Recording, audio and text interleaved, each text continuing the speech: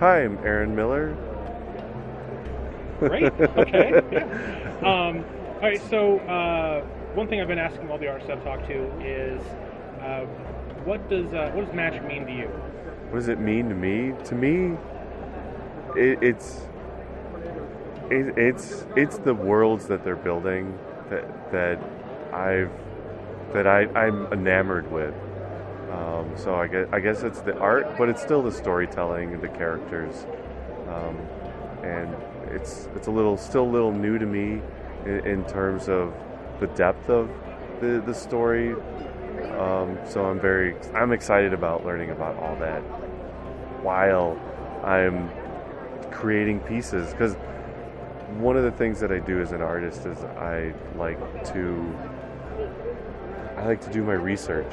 So if I get any card I get that I don't know 100% what's happening, I'm going to research the character, the situation, the theme, the environment, all that stuff. I really get into it.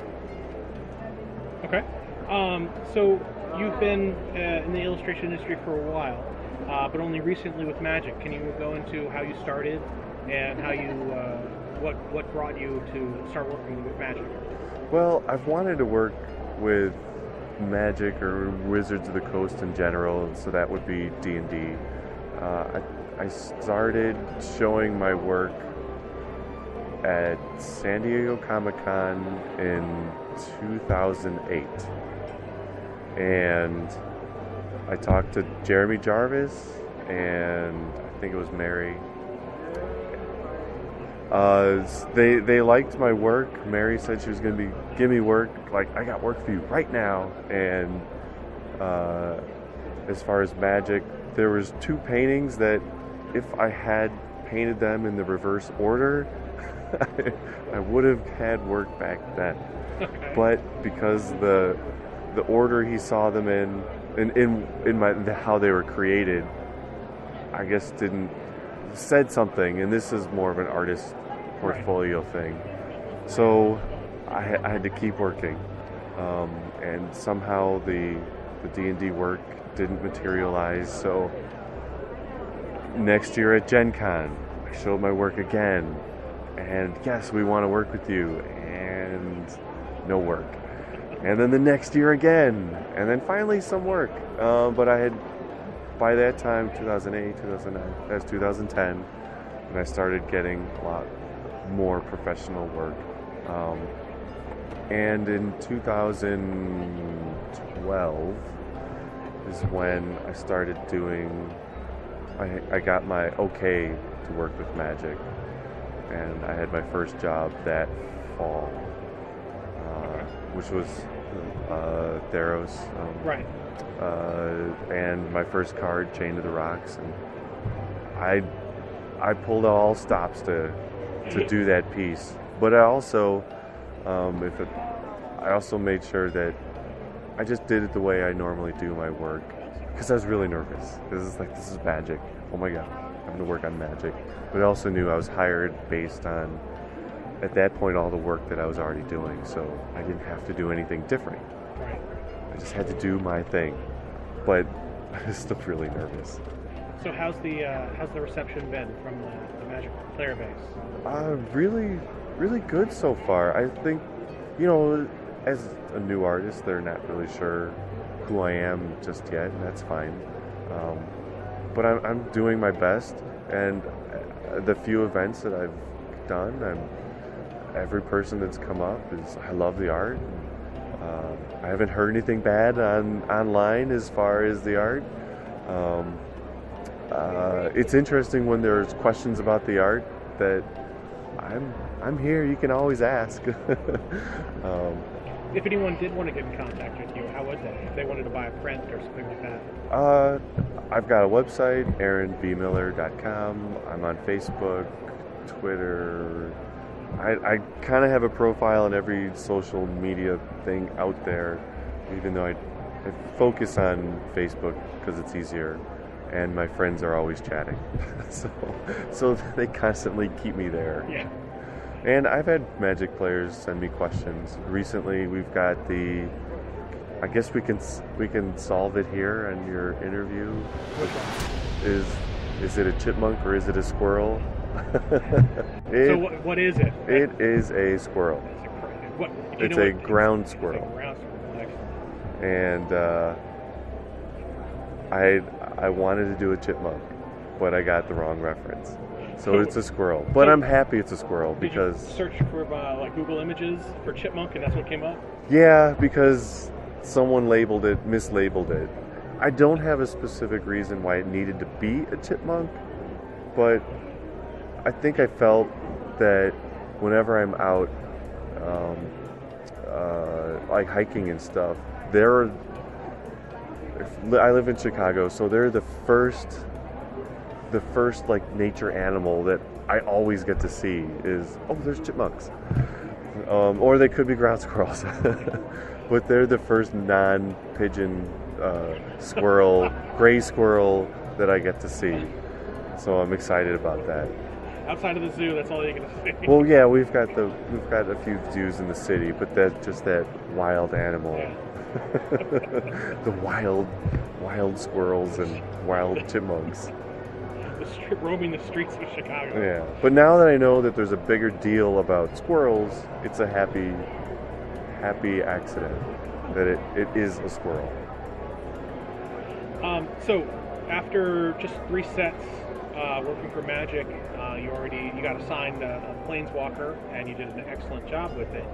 What do you want to do with the game? What's the next step that you want to take if you could assign yourself a piece? Okay. Wow. Next step. I still feel like I'm proving myself. I would love to.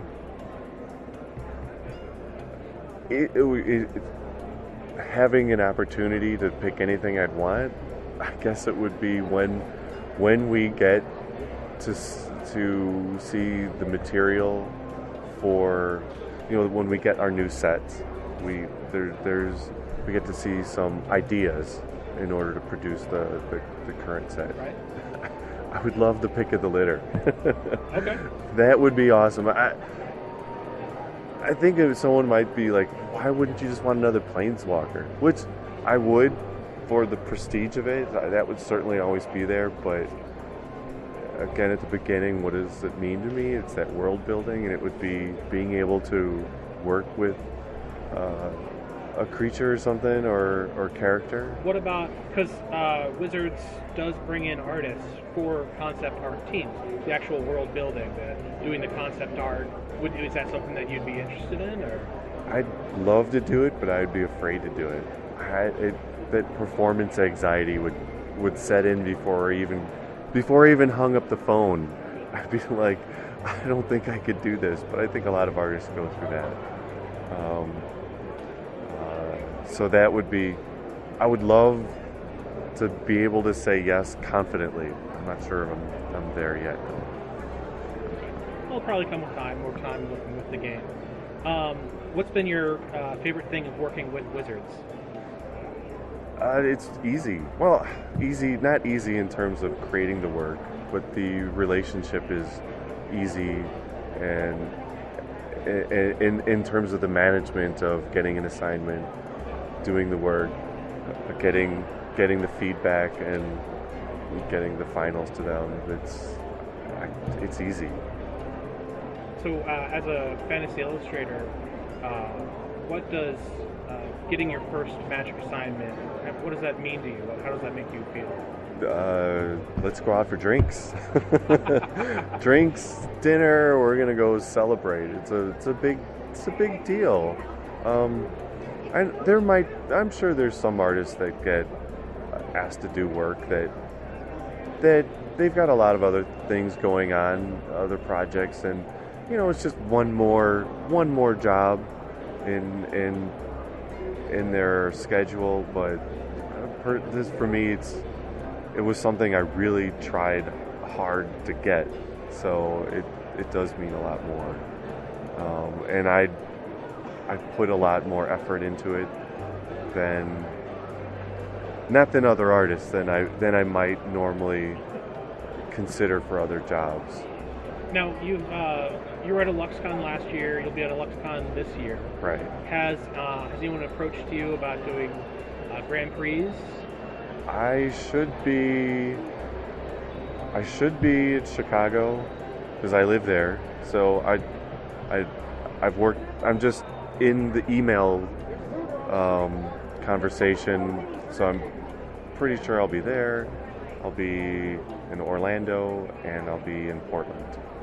If there's anywhere that you wish Magic could take you, what place would you like for them to bring you? I want to fill up my passport. Okay. I have a passport, and I'd love to travel a bit. I'd love to go to Japan. I think that's an artist favorite place to visit. So I would love to go there. My dad was stationed there when I was a kid, so I can't say it would be my first time there. But I would love to go to Japan. I would love to go to some places in Europe, Spain, France, actually almost any country.